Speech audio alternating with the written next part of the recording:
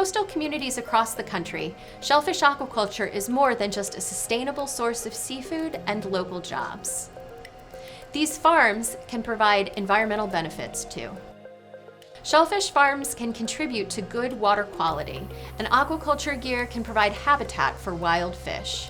Scientists call these types of benefits ecosystem services. Here at the Northeast Fisheries Science Center's Milford lab, we're researching ecosystem services provided by shellfish farms.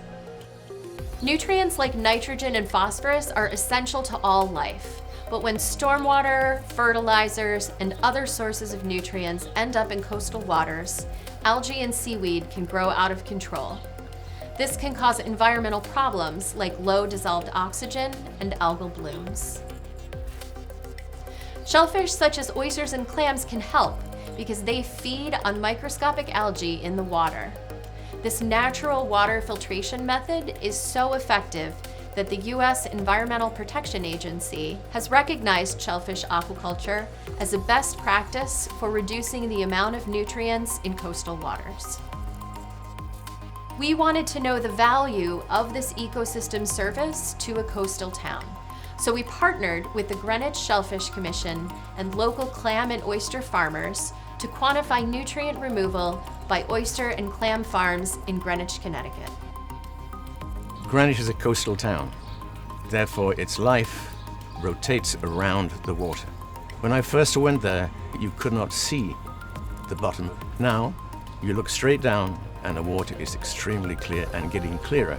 I worked with the Shellfish Commission 15 years and watched how we've improved the water quality, how we've increased our shellfish beds, and we do that by talking to the experts such as Noah and getting their input as to what we should do.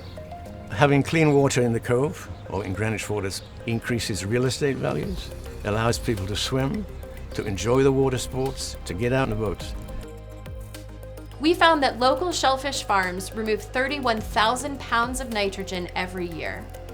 Our economist partners calculated that it would cost between $2.8 and $5.8 million to get the same level of water quality using traditional engineered solutions to reduce runoff from farms and to manage stormwater. Our team is also studying how shellfish farms can provide habitat to ecologically and economically important wild fish. We've collected video on oyster farms and natural rock reefs in Long Island Sound that reveals diverse and abundant numbers of fish using both types of habitat. Fish are using oyster cages as shelter from predators, as a source of food, and as refuge from currents. We've documented fish courtship and reproductive activity, as well as schooling, territorial, and aggressive behavior on shellfish farms.